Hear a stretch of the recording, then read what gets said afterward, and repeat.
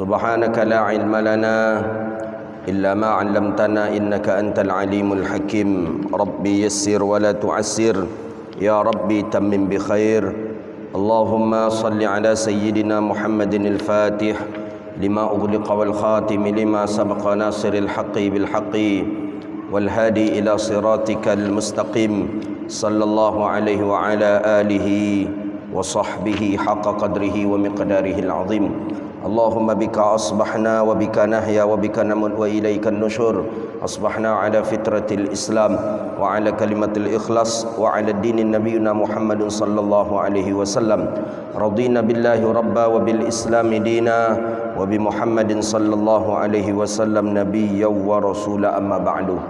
Puja dan puji syukur kepada Allah. Alhamdulillah, di waktu yang mulia ini Allah masih izinkan kita duduk di tempat yang mulia, di hari yang mulia, di waktu yang mulia, di bulan yang mulia. Mudah-mudahan kita selalu dan senantiasa mendapatkan kemuliaan daripada Allah Subhanahu wa taala. Amin ya rabbal alamin.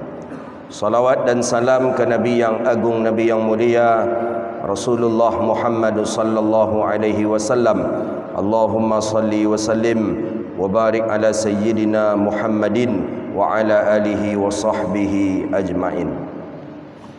Bapak Ibu hadirin yang dirahmati Allah, kita lanjutkan kajian kita kitab Muwatta' Imam Malik rahimahullahu taala. Hadis yang terakhir tentang hadis berwuduk dengan bekas hewan peliharaan seperti kucing. Maka khilafiyah ulama, tapi aksar atau jumhur daripada ulama bahawa bekas daripada binatang yang halal atau binatang yang diternak seperti ayam, kucing, kambing, fala ba'sa biha, maka tidak mengapa kita untuk berwuduk kembali dengan air itu. Tapi bagaimana dengan kalau itu binatangnya binatang buas? Hal turaddu haudaka siba'? Bagaimana itu kalau itu binatang daripada binatang buas? Ya seperti mungkin singa atau mungkin harimau yang meminum air daripada bejana kita, yang meminum air daripada bak mandi kita. Bolehkah kita berwuduk kembali? Bolehkah kita memakai air itu untuk berwuduk? Fanurad fa in nurida ala subain turida alaina. Maka ulama berpendapat kalau untuk hewan binatang buas maka kita tidak dibolehkan berwuduk dengan sisa yang sudah dia pakai. Kenapa? Apa bedanya dengan hewan ternak yang berada di sekitar kita? Karena hewan ternak yang berada di sekitar kita, fa inna akaluhu, makanannya, minumannya itu kita boleh memastikan makanannya makanan tidak najis. Tapi kalau hewan binatang buas itu makanannya sudah najis, kadang makanannya makanan bangkai, kemudian dia jilat air tadi, kita khawatir air yang ia jilat pun menjadi najis. Itu dia bedanya. Itu kesimpulan kajian kita yang kemarin. Jadi yang dibolehkan itu meminum atau berwuduk dengan sisa jilatan hewan yang berada di sekitar kita seperti kucing, kambing, ayam. Tapi kalau hewan itu hewan buas, ya seperti harimau atau mungkin seperti singa atau yang lain sebagainya yang buas, maka itu tidak boleh. Bagaimana dengan anjing? Kalau dengan anjing sudah pasti dia najis, takkan perlu lagi untuk kita berijtihad. Tapi bagaimana kalau seandainya kita akan berwuduk? Ketika kita akan berwuduk, nampak oleh kita, maaf, anjing tadi mendekati tempat bejana kita, tempat kulah letak air tadi. Anjing pas pula balik dari sana, kita lihat. Kekhawatiran ada, jangan-jangan ni anjing ni menjilat minum itu, jangan-jangan anjing meminum dengan air itu. Ini bahaya, ini susah ini. Nanti khawatirnya kita berwuduk dengan air najis, maka di sanalah dibolehkan kita untuk berijtihad. Jadi bolehkah seseorang untuk berijtihad untuk dirinya sendiri? Boleh. Pada kasus mana? Kasus itulah tu. Kasus itu saja, itu mesti dia berijtihad. Bagaimana cara ijtihadnya? Pertama, dia melihat anjing ini apakah terlalu dekat kepada bejana atau tidak. Kedua, ditengok pinggirannya lagi, pinggiran daripada pinggiran ember kita. Pinggiran ember kita, apakah ada percikan-percikan di ember kita, di pinggiran ember itu? Kalau tidak ada, berkemungkinan kucing atau anjing tadi tidak meminum daripada air itu. Karena anjing ini meminumnya kan dengan lidah dia, berbeda dengan sapi. Kalau sapi dia benamkan mulutnya, kalau anjing dia dengan lidahnya, maka dikhawatirkan najis itu karena daripada lidah itu juga, karena dari dalam air liurnya begitu dia. Lihat pinggiran ember kita, kalau ada jilatan, bekas-bekas jilatan, berarti itu memang air itu dijilatnya. Tapi kalau tidak ada, maka boleh kita untuk memakainya. Jadi itu namanya ijtihad. Jadi bolehkah seseorang untuk berijtihad terhadap dirinya? Boleh. Kapan? Ketika itu, ketika dia akan berwuduk memakai air yang dikhawatirkan air itu dijilat oleh anjing. Itu dia. Cuman itu saja. Berijtihad untuk menentukan arah kiblat, tak boleh kita pribadi kita. Kita nak buat musola atau nak buat masjid, pas pula di tanah kita, uang kita banyak, kita saja ijtihad arah kiblat ke sini ni. Ni arah kiblat ni. Ni arah kiblat menurut saya. Tak bisa. Tak. Atau menentukan awal Ramadan, kita berijtihad untuk kita. Tak boleh. Menurut saya awal Ramadan mungkin hari Selasa, menurut saya seperti itulah, menurut saya tak boleh. Atau menentukan waktu berbuka puasa, pakai ijtihad sendiri juga tak boleh. Menurut saya awal puasa itu nanti awal berbuka itu nanti berbuka itu jam 6 lah, jam 6 lewat 30 itu waktu berbuka nanti. Tak boleh. Itu tak boleh berijtihad. Jadi bolehkah seseorang berijtihad untuk dirinya? Boleh, cuman satu kasus. Mana kasusnya? Ketika seseorang hendak berwuduk kemudian memakai air yang dijilat oleh anjing. Begitu dia. Ya dulu Bapak Ibu payah air. Sekarang kita yang dalam kamar kita ada air. Dulu ketika nak berwuduk mesti mencari air dulu. Berjalan sekian kilo baru dapat. Saya masih ingat itu surau-surau di kampung kita. Jadi ketika orang tua kita batal wuduk nak salat Isya, jadi kita nak ikut. Jadi kata orang tua, tidak usah ikut, jauh tempat wuduknya, jauh, sungainya jauh, sumurnya jauh. Di sini ajalah. Ditunggulah di mushola itu. Orang tua kita pergi mengambil wuduk. Begitu jauhnya tempat mengambil wuduk. Itu hadis yang terakhir yang kita bahas. Hadis hari ini, qala rahimahullahu taala, qala Imam Malik rahimahullahu taala, an Nafi' an Abdullah bin Umar kana yaqul, kata Abdullah bin Umar ibn al-Khattab, kana yaqul, berkata, in kana rajulu wan nisa yatawadhauna fi zamani Rasulillah sallallahu alaihi wasallam jami'a. Bolehkah perempuan dengan laki-laki sama-sama tempat wuduknya? Tempat wuduknya sama. Situ tempat wuduk laki-laki, situ pula tempat wuduk perempuan.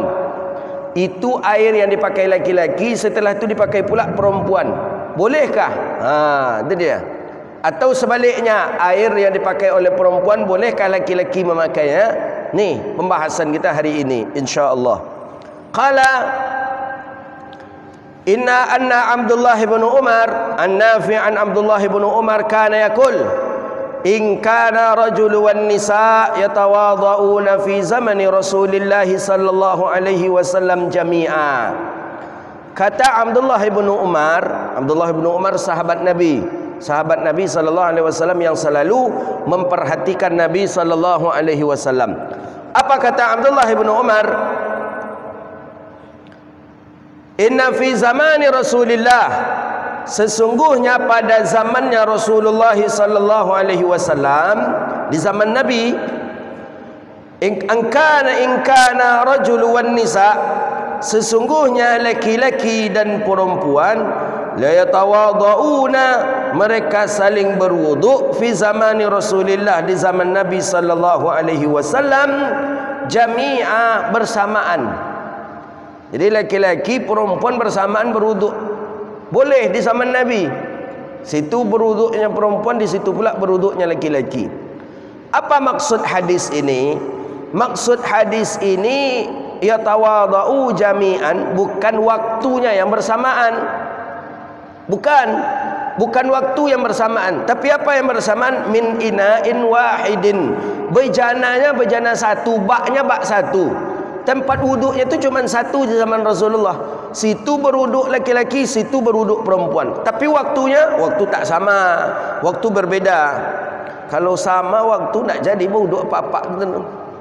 Ya kan? Kalau samalah waktu berwuduknya laki-laki dan perempuan, takkan jadi berwuduk. Apa kau sibuk jua dia mandem. Tiba-tiba dia ibu-ibu tu perlu nyinyol kan? Tu nakkan mungkin ikhtilat ada di zaman Rasulullah. Nabi melarang. Maksud bersamaan di sini bersamaan tempat, bukan bersamaan waktu. Waktunya tetap beda. Waktunya perempuan berbeda waktu laki-laki.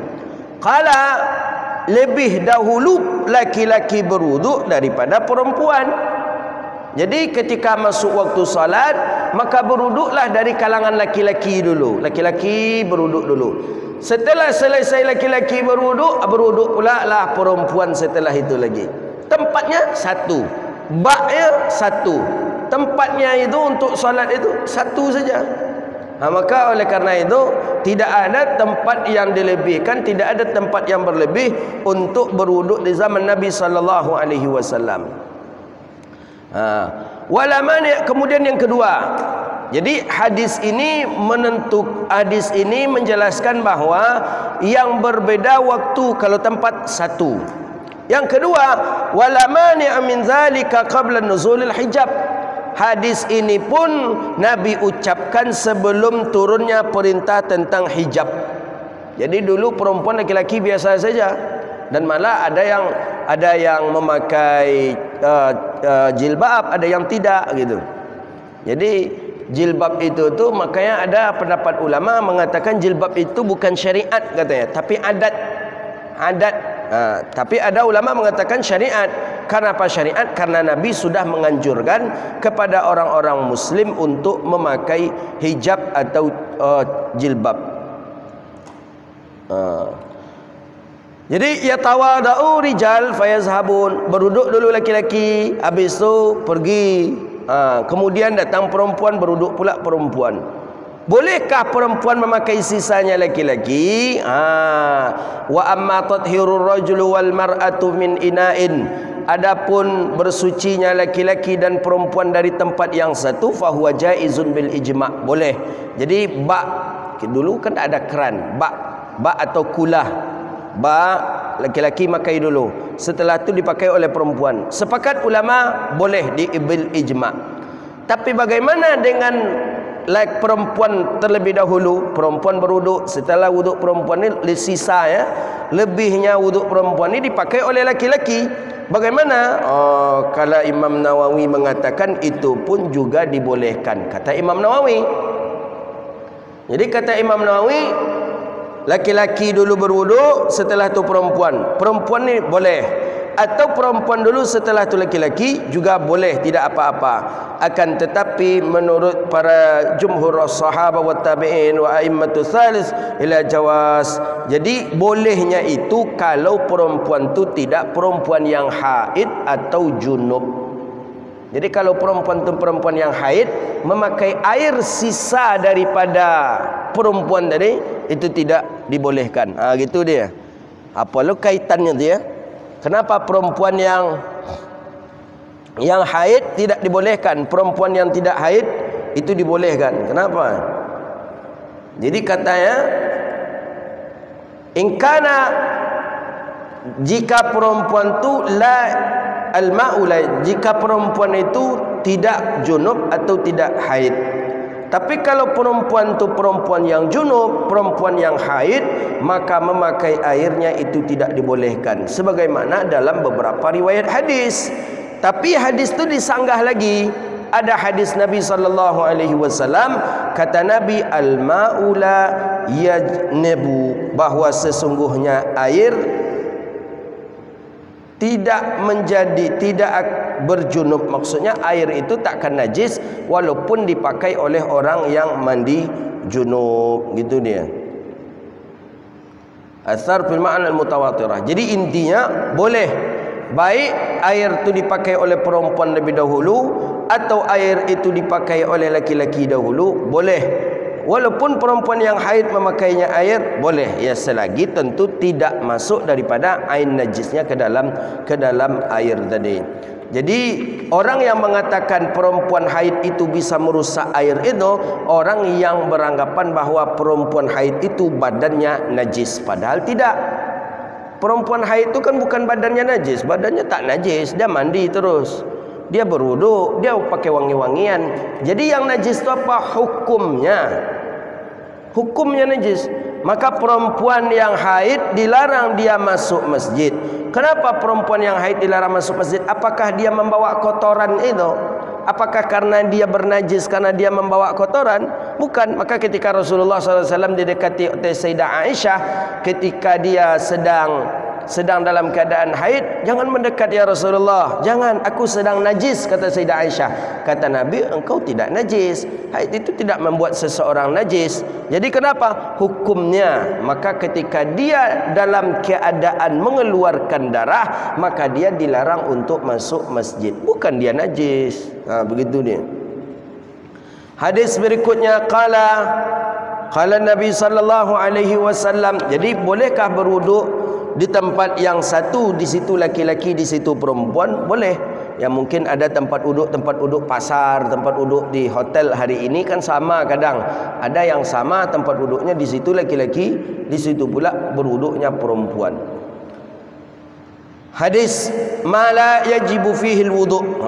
Ini tentang yang tidak dianjurkan kita berwuduk setelah melakukan sesuatu.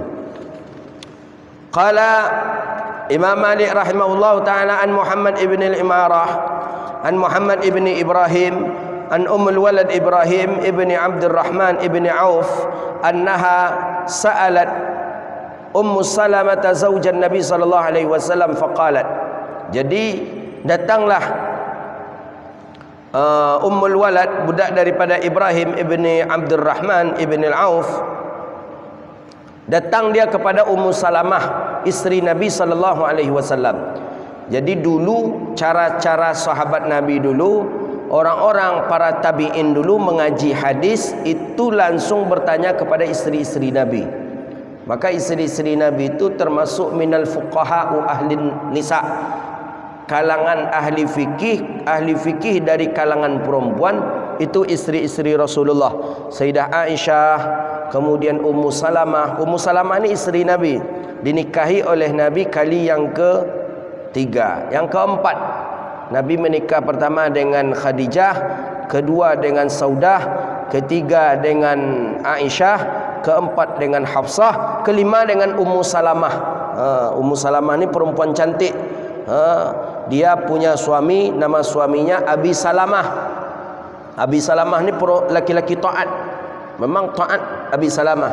Jadi pesan Abi Salamah, awalnya Ummu Salamah dengan Abi Salamah sepakat bahawa nanti ketika salah satu di antaranya meninggal dunia tidak akan menikah lagi.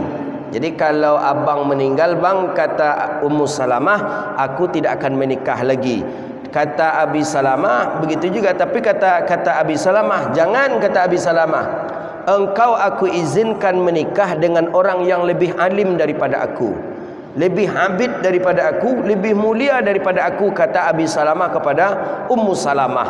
Dicari, melamarlah ketika itu. Setelah 4 tahun meninggalnya Abi Salamah, datanglah Abu Bakar, Umar dulu datang. Umar ibn al-Khattab melamar.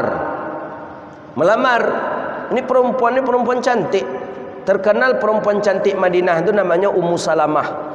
Datanglah Umar ibn al-Khattab. Umar datang melamar, Umar ditolak. Bayangkanlah Umar bin Khattab ditolak, padahal syaitan takut ke Umar. Tapi Ummu Salamah tak takut ke Umar. Tak takut, Ummu Salamah tak takut ke Umar. Ditolak Ummu Salamah, maaf, tidak.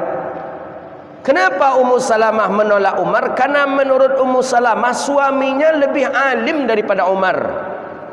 Karena suaminya lebih abid daripada Umar ibn al-Khattab. Mendengar Umar kena tolak, masuklah Abu Bakar. Abu Bakar melamar. Datang Abu Bakar, dilamar oleh Abu Bakar Ummu Salamah. Abu Bakar pun ditolak oleh Ummu Salamah. Ditolak. Tak mau Ummu Salamah. Kenapa Ummu Salamah menolak Abu Bakar? Karena menurut Ummu Salamah suaminya Abi Salamah jauh lebih alim, lebih abid dibandingkan Abu Bakar As-Siddiq. Alim suami dia lagi. Alim suami dia, jauh lebih alim suaminya daripada Abu Bakar. Maka dia tolak. Mendengar Umar ditolak, Abu Bakar ditolak, Nabi masuk. Nabi melamar, menolak Rasulullah, mana boleh? Tak boleh. Menolak Nabi haram hukumnya. Jadi ketika itu Nabi. Kemudian yang kedua, tidak akan mungkin ada orang yang menandingi kehebatan daripada Rasulullah. Takkan mungkin ada orang lebih alim dari Rasulullah. Takkan mungkin ada orang lebih mulia daripada Rasulullah sallallahu alaihi wasallam. Jadi ketika itu Rasulullah mendengar Abu Bakar ditolak, Umar ditolak, Nabi pun menyampaikan kepada perempuan Madinah, namanya kita lupa, bibinya kalau tak salah, untuk menyampaikan Nabi ingin menikah dengan Ummu Salamah. Jadi ketika diperkenalkan dengan Ummu Salamah, akhirnya Ummu Salamah pun bilang, "Ya Rasulullah, aku banyak anak yatim." Karena dia punya 5 orang anak yatim. "Aku banyak punya anak yatim. Bagaimana ya Rasulullah?" Kata baginda Nabi, "Ana ma'al yatim misla hadha." Dalam riwayat yang lain, "Ana wa kafalul yatim." Jadi Nabi itu paling banyak memelihara, menjaga atau membesarkan anak yatim. Maka Nabi mengatakan, "Ana ma'al yatim kamisli hadha." Itulah sebabnya Nabi mengatakan, "Saya bersama anak yatim itu seperti ini dekatnya," kata Rasulullah sallallahu alaihi wasallam. Kemudian yang kedua kata Ummu Salamah, "Ya Rasulullah, aku ni perempuan yang sudah tua ya Rasulullah. Tidak bisa diharapkan sesuatu untuk aku ya Rasulullah." Kata Ummu Salamah, kata Nabi, "Ya tidak apa-apa. Engkau tua, aku pun sudah tua," kata Rasulullah sallallahu alaihi wasallam. Tahu umur Ummu Salamah ketika itu? Umurnya Ummu Salamah ketika itu 29 tahun. Masih cege-cege baru.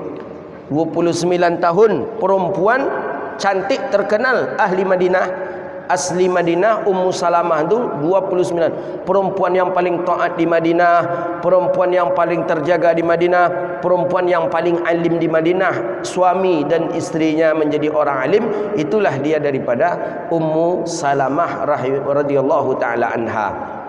Jadi Nabi sampaikan ke Sayyidah Aisyah, kata Nabi ke Sayyidah Aisyah, ke Hafsah, ke istri-istri yang lain, bahawa aku malam ini tidur di rumah Ummu Salamah. Kenapa ya Rasulullah? Aku malam ini menikah dengan Ummu Salamah. Saudah menerima, Hafsah menerima, Sayyidah Aisyah berat menerima. Karena perempuan ya masih muda lah. Sayyidah Aisyah kan masih muda. Agak berat menerima. Jadi cuman bagaimana? Ya mesti harus kita terima. Makanya dalam bahasa fikih itu, kita ni wajibnya cuman memberitahu, tapi tak wajib minta izin. Itu dia. Jadi kalau kita nak ta'adud, nak ingin menambah lagi apa-apa, wajibnya itu memberitahu. Minta izin tak wajib. Jadi sekedar kasih tahu aja, "Dek, abang mungkin 1 minggu ni mungkin di rumah si Anu." Ngapa abang kata dia? "Abang menikah dengan si Anu malam ini." Izin tak izin boleh. Itu dia. Izin tak izin boleh. Jadi, enggak, saya tak izin bang, enggak apa. Kita pun tak berdosa karena kita ngasih tahu. Kenapa kita dianjurkan untuk mengasih tahunya? Khawatirnya nanti kita dianggapnya hilang. Kita dianggapnya hilang, dia lapor pula kita nanti ke polisi. Rupanya kita di rumah orang.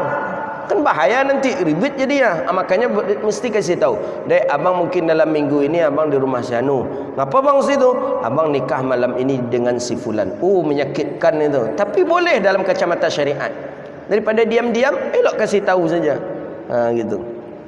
Ngangguknya lagi koncangnya, cuma mengojonnya ndak ya koncang. Angguknya kuat dah. Tapi tidak juga sanggup gitu. Jadi Ummu Salamah perempuan cantik. Khadijah, Aisyah. Besoknya Aisyah cari tahu seperti apa orangnya Ummu Salamah. Sayyidah Aisyah tak pernah berjumpa dengan Ummu Salamah ni. Cuman beredar di Madinah tu Nabi menikah dengan Ummu Salamah, perempuan cantik, beredar kemana-mana. Nabi lah namanya Rasulullah menikah, tentu beredar kemana-mana sampai ke telinga Sayyidah Aisyah radhiyallahu taala anha, perempuan cantik asli Madinah. Perempuan cantik asli Madinah dicari oleh Sayyidah Aisyah. Di mana dia Ummu Salamah? Nampaklah sekali Ummu Salamah oleh Sayyidah Aisyah. Nampak Ummu Salamah, langsung Sayyidah Aisyah pulang dan Sayyidah Aisyah menjumpai Hafsah. Hafsah ni kan juga madunya dia. Jadi kata Sayyidah Aisyah ke Hafsah, "Ya Hafsah, rupanya Ummu Salamah tu memang cantik." Cantik Ummu Salamah itu. Jadi Sayyidah Aisyah ni khawatir nanti Nabi tertumpu kasih sayangnya kepada Ummu Salamah. Jadi kata Hafsah, "Enggak, ya Aisyah, enggak. Istri Nabi yang paling cantik itu adalah engkau."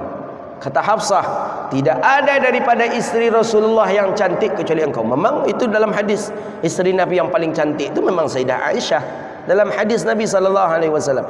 Kata Hafsah, itu disebabkan karena engkau cemburu. Jadi karena cemburu kadang nampak orang tu lebih cantik daripada dia. Tapi ketika engkau sudah larut-larut melihatnya, engkau akan sadar bahawa diri engkau lebih cantik dibandingkan dirinya. Besok tengok dia Aisyah, kurang ancak Ummu Salamah. Besok kurang ancak, besok kurang ancak. Jadi you rupanya kata Aisyah kepada Ummu Salamah. Bisa elok leh. Jadi awal-awal tu cemburu, ndak elok, ndak terima, ndak apa.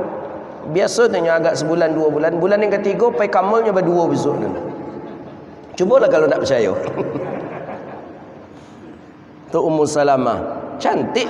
Memang kita baca dalam riwayat hadis memang baik. Kalau cantik orang Arab jangan bayangkan dengan cantik kita. Orang Arab cantiknya hidungnya memang mancungnya keluar, kita mancung ke dalam. Pesek. Jadi orang-orang Arab memang Masya Allah tabarakallah. Ummu Salamah itu terkenal perempuan taat. Maka Ummu Salamah ni banyak meriwayat hadis.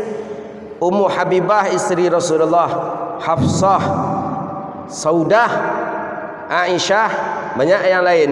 Yang banyak meriwayatkan hadis yang kita baca, Aisyah, Hafsah, Ummu Salamah. Ummu Habibah ada juga, tapi banyak Ummu Salamah dengan Sayyidah Aisyah yang paling banyak meriwayatkan hadis. Ini Ummu Salamah. Datang dia perempuan itu kepada Ummu Salamah. Faqalat, berkata perempuan itu kepada Ummu Salamah, "Ya Ummu Salamah." Faqalat, "Inni imra'atun atilu zili." Hei Ummu Salamah, aku ni perempuan yang panjang bajuku. Jadi orang-orang Arab dulu sampai hari ini sebagian ada saya perhatikan, itu kalau memakai baju, memakai gamis, itu ada gamisnya yang satu style dari atas sampai ke bawah, sehingga tertutup tumitnya. Jadi ketika dia berjalan, dia menyapu lantai gitu, dia menyapu jalan ya, pakaian tadi saking panjangnya. Jadi kata perempuan ni, "Hei Ummu Salamah, Ummu Salamah, ini imra'atun, aku orang yang memiliki pakaian yang panjang. Ay tatlilu saub liyastatir qadamaiha fi mashiha min adatil Arab." Jadi maksud panjang itu tertutup tumitnya. Tertutup tumit. Tumit kan bagian bawah kaki tu. Tertutup tumit tu. Tu pakaian orang perempuan-perempuan Arab dahulu kala. Walam yakun nisa'um lam yamz. Jadi itu pakaian mereka dulu. Wa amshi fi makanil qazri. Dan aku berjalan di tempat yang kotor. Kan begitu, pakaian dalam. Orang-orang Arab sekarang masih banyak pakai itu. Pakaian tertutup tumit. Sedangkan aku berjalan di tempat-tempat yang kotor. Maka bagaimana caranya aku salat? Kalau aku langsung salat, ya berarti aku memakai pakaian yang kotor. Bagaimana caranya? Qalat Ummu Salamah, kata Ummu Salamah radhiyallahu taala anha, qala Rasulullah sallallahu alaihi wasallam, kata Ummu Salamah, Nabi pernah bersabda, kata Nabi, yutahiruhuma ba'dahu, pakaian itu disucikan oleh ma ba'dahu, apa setelahnya. Jadi perjalanan setelahnya itulah yang mensucikannya. Jadi umpama kita lewat, perempuan ni jalan, terkena oleh kotoran, tapi dia tetap melanjutkan perjalanan. Yang melanjutkan perjalanan inilah yang mensucikan yang tadi, kata Rasulullah. Tapi ketika kena pakaiannya oleh najis, langsung dia berhenti di sana, atau kotoran langsung dia berhenti di sana, maka itu tidak bisa mensucikan. Jadi maksudnya ketika pakaian kita lewatlah, melewat, ada becek umpamanya, mungkin ada kotoran di sana, terkena pakaian kita, tapi kita tetap melanjutkan perjalanan. Yang melanjutkan perjalanan inilah yang mensucikan pakaian. Itu kata Rasulullah. Jadi ada pertanyaan sebagian jemaah, Ustaz, orang-orang Arab tu panjang-panjang pakaiannya, itu kan bernajis itu Ustaz, kan nanti takutnya kotor tu Ustaz. Ini jawaban, kotoran itu akan dibersihkan oleh perjalanan setelahnya. Jadi dengan dia melanjutkan perjalanan, itu pun juga akan menghilangkan daripada kotoran itu. Apa kata Musannif Asy-Syarih rahimahullahu ta'ala? Maksud daripada najis, kotoran yang di sana itu, kita fahami bahawa kotoran tentu harus kita basuh. Apabila pakaian terkena kotoran, wajib untuk kita basuh. Apabila terkena kotoran, wajib untuk kita basuh. Tapi hadis ini tak wajib kita basuh. Hadis ini pakaian itu bersih dengan perjalanan setelahnya. Bagaimana maksudnya najisnya yang seperti apa? Najis yang dimaksud di sini adalah najis yang kering, kotoran yang kering. Kotoran ada kering, terkena pakaian kita, berjalan, habis dia. Tapi kalau seandainya pakaian itu minal baul, nyata terkenanya oleh basah, kencing umpamanya, ada orang kencing di situ, kita lewat pula di situ, terkena pakaian kita, maka la yutahhir illa bil ghas, maka tidak akan suci kecuali dengan cara membasuh. Jadi kotoran yang di situ itu kotoran yang kering, kotoran yang basah enggak. Kotoran yang basah dia mesti harus dicuci. Jadi perempuan-perempuan kalau ada pakaiannya yang dalam, yang menutupi daripada dua tumitnya, ya tidak apa-apa. Tidak najiskah dia? Selagi yang terkena tu kotorannya cuma kotoran yang kering, maka boleh. Tapi kalau kotoran yang basah mesti harus dicuci. Hadis berikutnya, qala Nabi sallallahu alaihi wasallam an Malik annahu ra'a Rabi'atun ibni Abi Abdurrahman yaqlisu mirara ma'u fahuwa fil masjid fala yansarifu wa la yatawadau hatta yusalli. Ini menurut mazhabnya Imam Maliki berdasarkan kepada hadis ini, bahwa Rabi'atun ibni Abdurrahman, ada seorang Rabi'atun ibni Abdurrahman tabi'in. Rabi'atun ibni Abdurrahman, Rabi'atun ibni Abdurrahman yaqlis mirara, dia muntah. Ini muntah, yaqlis ini mengeluarkan cairan lah dari mulut, cuma di masjid berulang-ulang kali, air keluar, air. Beda antara yaqlis, qailis ini dengan qai. Kalau qai muntah yang berisi, ketika keluar itu berisi, nasi itu qai namanya. Tapi beda dengan yaqlis. Kalau yaqlis ni pas muntah, air keluar, air keluar, air keluar. Itu yaqlis. Ra'a Rabi'ata ibni Abdurrahman yaqlisu mirara ma wa huwa fil masjid. Keluarlah air daripada mulutnya, keluarlah air, muntah dia, tapi muntahnya muntah air di dalam masjid berulang-ulang kali, mirara, berulang-ulang kali, air keluar, air keluar. Imam Malik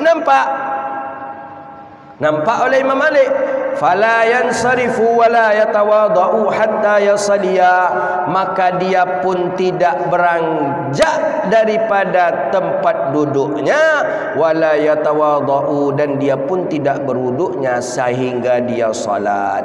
Jadi menurut Imam Malik, orang yang apabila dia muntah dengan muntah air, maksudnya setiap muntah air yang keluar, maka wuduknya tidak batal. Ini dalam mazhabnya Imam Maliki. Ya, dalam Syafi'i pun seperti itu, tapi ba'da Syafi'i mengatakan Inna lillahi wa inna ilaihi raji'un.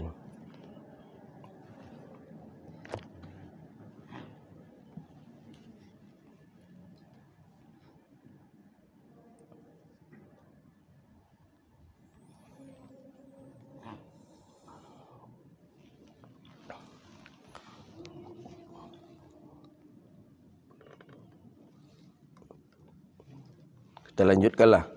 Jadi menurut Imam Malik rahimahullahu taala, apabila dia mengeluarkan cairan di mulutnya ketika dia berada di dalam masjid atau di luar masjid, maka wuduknya tidak batal. Jadi muntah dengan air dalam mazhab Maliki tidak batal. Tapi dalam mazhabnya Imam Syafi'i, ba'da Syafi'i, sebagian mazhab Syafi'i mengatakan batal, sebagian mengatakan yang air tu tak batal, tapi kalau berisi nasi batal. Itu namanya qi'. Jadi kalau kita muntah batal dalam sebagian ba'da Syafi'i. Itu dia. Tapi berbeda halnya, ada yang mengatakan yaqlis ini bukan daripada mi'dah tapi daripada mukh. Jadi cairan yang keluar dari mulut kita ni ada dua. Ada cairan yang keluar dari mulut kita itu berasal dari mi'dah. Mi'dah ni perut. Itulah muntah. Ada yang berasal daripada mukh. Mukh ni otak kita. Itu katanya yang berasal dari mukh tu dia apa namanya tu? Air liur pas kita tidur tu ngecas itu liur basi tu Itu dari mukh. Iler itu dari mukh, dari otak. Ada yang dari mi'dah perut. Ulama mengatakan yang najis itu yang keluar daripada perut, tidak yang daripada mukh. Tapi ada juga sebagian dokter mengatakan iler yang keluar ketika kita tidur itu bukan daripada mukh, bukan daripada otak, tapi itu daripada perut. Begitu, daripada perut. Maka ketika kita tidur tu perut kita kan turun naik dengan kita dalam keadaan bernafas, maka keluarlah cairan. Tapi kata Imam Malik rahimahullahu taala bahawa muntah tidak membatalkan daripada wudu. Hadis berikutnya, su'ila Malik an rajulin qallasa ta'ama hal alaihi alwudu. Ini tentang orang yang makanan lagi yang keluar. Tadi air, dia tak batal wuduknya. Bagaimana kalau makanan yang keluar? Kata orang bertanya kepada Imam Malik, qala laisa alaihi alwudu. Maka laisa alaihi alwudu, tiadalah bagi orang itu wuduk. Wal yad wal yamat madha min zalik, hendaklah dia berkumur-kumur, wa yaghsil fah, kemudian dia cuci mulutnya. Jadi kumur-kumur, setelah kumur-kumur dia cuci mulutnya, maka barulah dia untuk melaksanakan solat. Jadi kata yang di sini disebutkan, man asabal qi', siapa yang ditimpa oleh muntah atau matanya berdarah atau keluar mazi. Mazi ini yang sudah kita syarahkan, dia akan ada dari kemaluan laki-laki itu 3 cairan. Ada mani, ada mazi, ada wadi. Mani sesuatu yang keluar dalam keadaan latmin, dalam keadaan melompat-lompat dan keluarnya enak, tu mani. Yang kedua mazi. Mazi dia keluar dan warnanya agak keruh dan keluarnya itu tidak lezat lah begitu. Dan ada wadi, dia keluar saja dan warnanya tidak keruh dan dia biasa saja dan dia agak bergetah. Itu namanya wadi. Jadi kalau mazi bagaimana? Maka disebutkan oleh Sayyidah Aisyah, apabila seseorang itu muntah atau keluar darah daripada matanya atau dia keluar daripada mazinya, maka hendaklah dia keluar dan dia mengambil wuduk, kemudian barulah dia untuk melaksanakan solat. Inilah yang dipakai oleh mazhab kita Syafi'i. Itu dia. Jadi darah yang keluar, darah yang keluar ya. Hadis sebelumnya darah keluar itu kalau darah itu mengalir, ba'da Syafi'i mengatakan hukumnya batal daripada wuduknya. Itu dia. Jadi ditanya oleh seseorang Imam Malik daripada orang yang muntah dengan makanan. Jadi ada makanan isinya muntah yang tadi. Ya bagaimana dengan isinya kalau muntah tadi itu ada makanan, maka batal daripada wuduknya. Tapi kalau tidak, air saja, maka wuduknya tidak batal. Hadis berikutnya, qala Malik an Nafi' anna Abdullah ibnu Umar hanata ibnan. Ini tentang mengangkat jenazah. Batal tak wuduk? Kita mengangkat jenazah. Jadi ada jenazah akan dibawa, umpamanya jenazah ini ke kuburan. Jadi jenazah ini akan dibawa ke kuburan. Kemudian kita angkat jenazah ni, kita bawa jenazah ini, maka batalkah wuduk kita? Kita dalam keadaan berwuduk ni, mengangkat jenazah ni, batalkah wuduk kita atau tidak? Ini hadisnya ini. Karena ada sebagian pendapat mengatakan bahawa apabila seseorang mengangkat jenazah, maka hendaklah dia mandi dan dia berwuduk. Ada hadisnya. Tapi bagaimana dengan hadis ini? Apa kata Imam Malik? Anna Abdullah ibnu Umar hanata ibnan li Sa'id ibni Zaid. Bahwa Abdullah ibnu Umar memberikan wangi-wangian kepada anak Sa'id ibni Zaid. Jadi yang meninggal tu anak Sa'id ibni Zaid ini yang meninggal. Jadi Umar ibn Khattab ada parfum, diberikanlah oleh Umar ibn Khattab parfum kepada jenazah ni. Berarti Umar ibn Khattab menyentuh jenazah. Wa hamalahu, kemudian bukan sekadar menyentuh lagi, diangkat pula oleh Umar ibn Khattab jenazah tadi ke kuburan, dikuburkan. Thumma dakhala al-masjid fa shalla wa lam yatawadda. Abdullah ibnu Umar masuk masjid dan salat dan tanpa pakai wuduk. Berarti hadis ini menjelaskan menyentuh jenazah tidak batal wuduk, mengangkat jenazah tidak batal wuduk. Baik, ada hadis Nabi. Apa bunyi hadis Nabi sallallahu alaihi wasallam? Man ghasala mayyitan falyaghtasil wa man hamalahu falyatawadda. Apa bunyi hadis Nabi? Siapa yang memandikan jenazah, maka hendaklah dia mandi. Dan siapa yang mengangkat jenazah, maka hendaklah dia berwuduk. Jadi hadis ini berbeda dengan yang dilakukan oleh Abdullah ibnu Umar. Abdullah ibnu Umar memberi wangi-wangian kepada jenazah, dia pegang jenazah. Yang kedua, Abdullah ibnu Umar pun mengangkat jenazah. Tapi Abdullah ibnu Umar langsung masuk masjid dan salat tanpa pakai wuduk. Bagaimana? Jadi dikatakan oleh para ulama bahawa hadis ini lil mandub laisa lil wajib. Hadis ini menunjukkan sunnah bukan wajib. Jadi dalam arti kata, apabila seseorang memandikan jenazah, maka disunnahkan dia untuk mandi. Begitu maksudnya. Apabila seseorang mengangkat jenazah, disunnahkan dia berwuduk. Gitu, bukan wuduknya batal, enggak.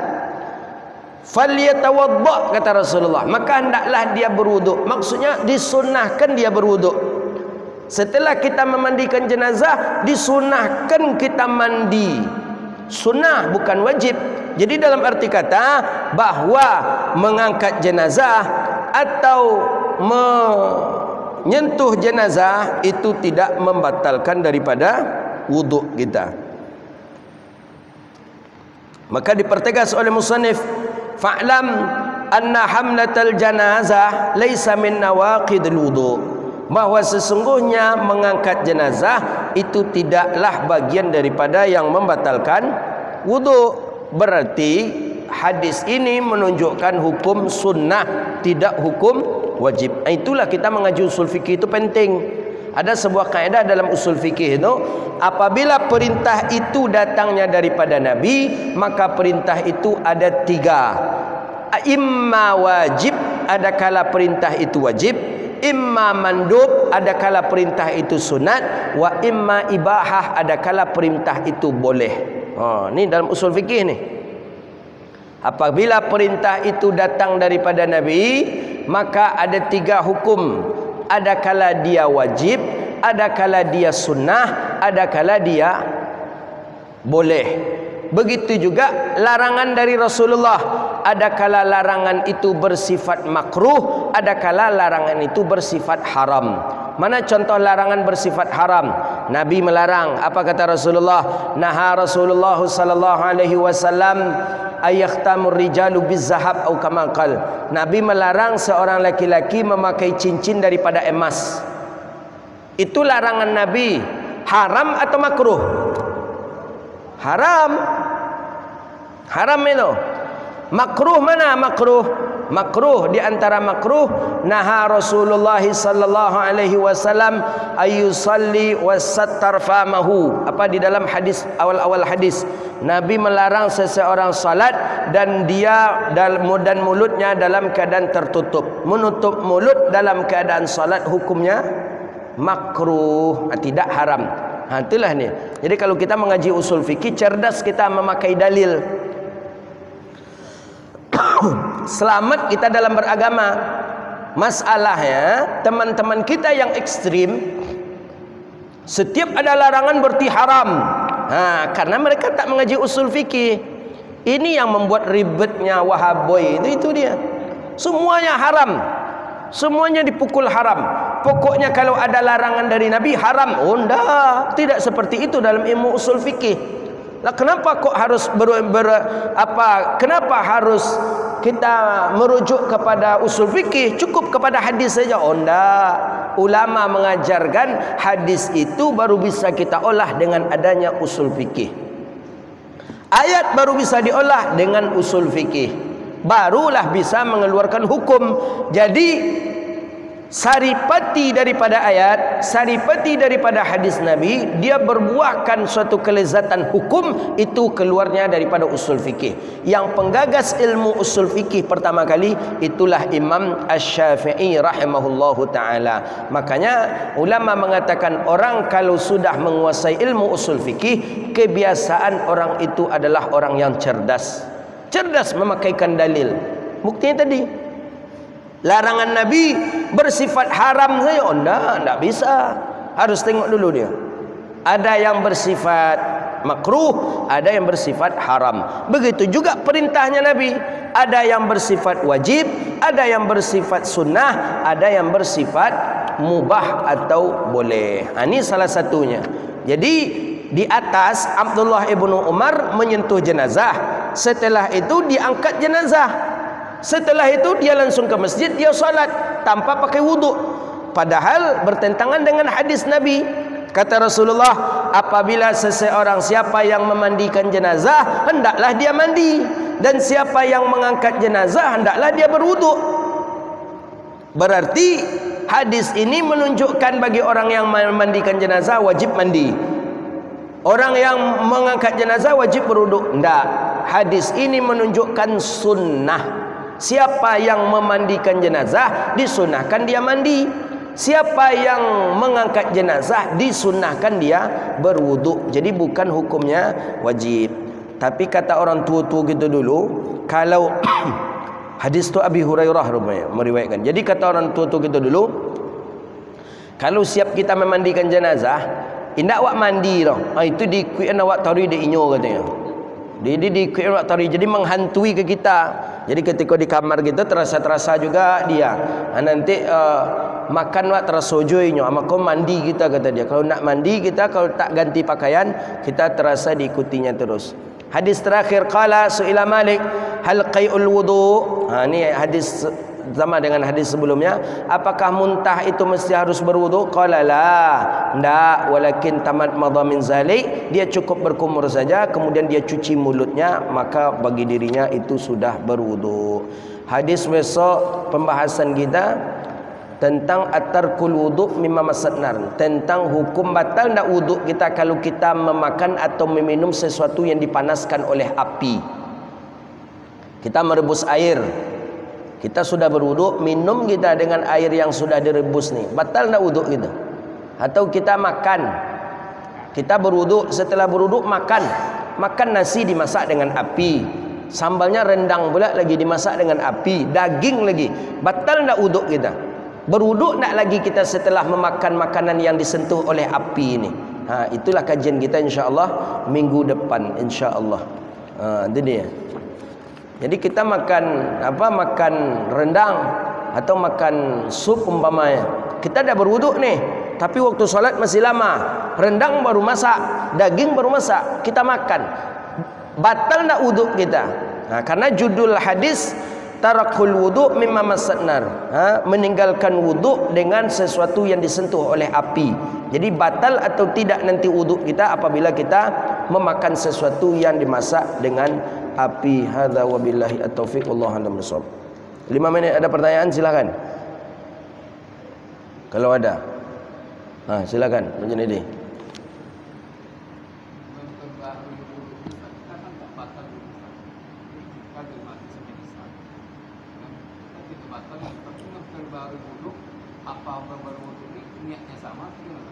Baik, makasih. Jadi memperbarui wuduk itu sesuatu perkara yang sunnah dan dianjurkan. Tajdidul wuduk, tajdid wuduk, memperbaharui wuduk itu hukumnya sunnah. Tapi apakah niatnya sama dengan wuduk kita seperti biasa atau niat pula untuk mentajdid wuduk? Dalam kitab-kitab fikih kita baca, niat mentajdid wuduk ini sama dengan niat seperti awal. Sama, sunnahnya pun sama seperti sunnah awal, bersugi, bersiwak, masuk air dalam hidung, kumur-kumur. Jadi niatnya sama. Jadi niatnya nawaitul wudu'a li raf'il hadatsil asghar, sama. Jadi tidak mesti kita harus berniat untuk tajdid wuduk lagi, tidak. Kenapa harus niat yang sama? Karena wuduk yang tadi itu dibatalkan dengan wuduk yang kedua ini. Maka niatnya tadi mesti harus sama. Dengan adanya tajdid berarti kita sudah memperbaharui wuduk kita. Maka kalau setiap sesuatu memperbaharui berarti harus sama dia dengan sebelumnya. Begitu dia. Jadi kita ragu, entahlah kentut atau belum. Apa aja lah. Sebenarnya kalau dalam fikih kan tak batal wuduk tu. Ragu kita antara sudah berwuduk dengan belum. Entah berwuduk, entah belum, entah berwuduk, entah belum. Maka ini yang diambil, kita belum berwuduk, mesti harus berwuduk. Tapi kalau keraguan itu di antara batal dan tidak, entah sudah batal, entah belum, batal, entah belum, maka ini diambil yang belum batal. Berbeda tu dalam fikih. Keraguan tu ada dua. Pertama, ragu kita sudah berwuduk atau belum. Saya sudah berwuduk atau belum? Sudah berwuduk atau belum? Sudah berwuduk atau belum? Maka diambillah pendapat yang belum berwuduk. Maka mesti kita berwuduk. Jadi kalau ada keraguan kita sudah berwuduk atau belum, maka langsung saja kita patok bahwa kita belum berwuduk. Keraguan kedua, batal atau tidak. Tadi dah batal wuduk saya apa belum ya? Dah kentut saya tadi atau belum ya? Saya tadi dah kentut atau belum? Atau dah batal wuduk saya? Maka pendapat ini yang diambil pendapat tidak batal. Jadi tak usah berwuduk. Karena keraguannya itu batal atau tidak, batal atau tidak. Maka ambil yang tidak. Berbeda dengan tadi. Tadi sudah berwuduk atau belum? Sudah berwuduk atau belum? Maka ambil yang belum. Maka kita dianjurkan untuk mentajdid wuduk. Tajdid itu memperbarui wuduk, bukan berarti wuduk yang tadi batal, enggak, bukan. Wuduk kita tadi masih ada, tapi karena kita menginginkan litabrid umpamanya, ingin agak menyegarkan badan atau untuk menghilangkan ngantuk, maka kita berwuduk kembali. Maka wuduk ini mestinya niatnya seperti wuduk yang pertama katanya. Jadi tidak harus dengan niat tajdid. Berbeda dengan salat. Salat memang ada niat i'adah pertama. Yang kedua, ada ulama berpendapat tidak niat i'adah tapi niat biasa saja. Contoh i'adah itu seperti kita salat berjamaah. Setelah kita salat berjamaah, ada orang yang dia bernazar, yang dia ingin salat berjamaah. Dia bernazar. Jadi dia nazar, kata dia, kalau anak saya sehat, saya berjamaah selama 40 hari. Nah, Jumat kan jamaah kan hukumnya sunnah. Bernazar kepada yang sunnah hukumnya boleh. Yang tak boleh itu bernazar kepada yang wajib. Kalau seandainya anak saya sehat, saya akan solat zuhur. Itu tak boleh. Karena memang sehat tak sehat anaknya tetap wajib solat zuhur. Jadi bernazar kepada perkara yang sunnah boleh. Sunat jamaah kan sunnah hukumnya. Menurut jumhur ulama salat berjamaah sunnah. Kalau seandainya anak saya sehat, saya bernazar salat berjamaah selama 40 hari. 40 hari umpamanya. Berjamaah 5 waktu 40 hari. Pas di satu waktu tu tak ada teman dia berjamaah, dia terlambat. Dia terlambat. Macam mana caranya lagi? Diambilnya lah kita. Dia datang ke kita, "Pak, tolong Bapak jadi makmum saya ya Pak ya." "Kenapa Pak?" "Saya ada nazar Pak. Saya mesti harus solat berjamaah selama 5 waktu ni 40 hari lama ya Pak. Tapi saya sudah selesai solat Pak." "Tak apa-apa. Temani dia solat." Kita niat apa? Niat i'adah namanya. I'adah mengulang solat berjamaah. Dapat lagi kita pahala? Dapat lagi. Begitu dia. Jadi bernazar tu kepada sesuatu yang sunnah boleh. Kalau sesuatu yang wajib tak boleh. Tak boleh. Kalau sehat anak saya, insya-Allah saya besok solat subuh 2 rakaat lagi kata dia. Jadi selama aku berapa rakaatnya sembahyang subuh. Jadi kepada yang wajib tak boleh. Kalau seandainya anak saya sehat, saya puasa di bulan Ramadan. Tak sah. Ya, karena nazarnya itu kepada perkara yang wajib. Jadi nazar tu boleh kepada perkara yang sunnah. Itu dia. Ada yang lain? Silakan. Assalamualaikum warahmatullahi wabarakatuh.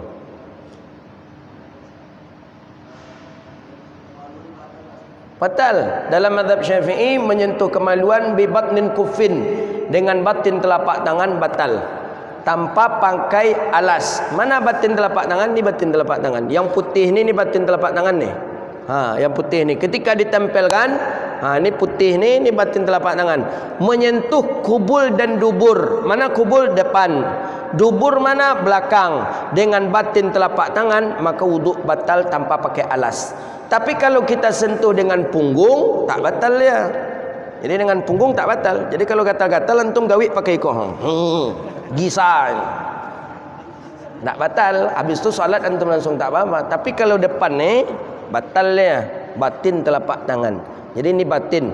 Batin tu kalau syekh saya mensyarahkan, saya masih ingat itu, ketika ditempelkan, menempel dia. Ni batin ni kata dia. Jadi ujung ni tak termasuk batin ini nampak ini, karena dia tak menempel. Antum sentuh kemaluan antum dengan ujung tangan antum ni berarti batal ini, karena dia tak batin ni. Yang batin tu yang menempel, tu batin ni. Ini tak batin ini. Berarti kalau antum sentuh dengan ini tak batal ini. Tapi hati-hati, tergeko step barangnya dah batal lagi. Itu fikir mazhab Imam Syafi'i rahimahullah. Baik, itulah kajian kita. Mudah-mudahan bermanfaat. InsyaAllah besok kita hari Isnin, habis salat asar ada melakukan i'tikaf muhasabah bil munasabah yaumil Arafah. Kita hidupkan hari-hari Arafah kita dengan banyak berzikir, dengan banyak beristighfar, kemudian dengan banyak muhasabah diri kita. Ba'da asar sampai berbuka, kita berbuka bersama. Setelah itu kita lanjutkan dengan salat maghrib dan takbir bersama-sama. Rabbana atina fid dunya hasanah wa fil akhirati hasanah wa qina adzabannar. Allahumma faqihna fid din wa 'allimna at-ta'wil wahdina ila siratikal mustaqim. Rabbana zalamna anfusana wa illam taghfir lana wa tarhamna lanakunanna minal khasirin. Rabbana ma khalaqta hadha batilan subhanaka faqina adzabannar. Rabbana wa atina ma wa'adtana 'ala rusulika wa la tukhzina yawmal qiyamah innaka la tukhliful mi'ad. Allahumma anzilis sakinata fi qulubil mu'minin. Allahumma inna na'udzubika min jahdil bala wa darqis shiqa wa su'il qada wa shamatatil a'da. ربنا هب لنا من لدنك رحمة وهيئ لنا من أمرنا رشدا. اللهم بارك لنا في أولادنا وذريتنا واحفظهم ولا تضرهم ووفقنا وفقهم لطاعتك وارزقنا برهم برحمتك يا أرحم الراحمين. ربنا آتنا في الدنيا حسنة وفي الآخرة حسنة وقنا عذاب النار. وصلى الله على نبينا محمد وعلى آله وصحبه أجمعين. سبحان ربك رب العزة عما يصفون والسلام على المرسلين والحمد لله رب العالمين.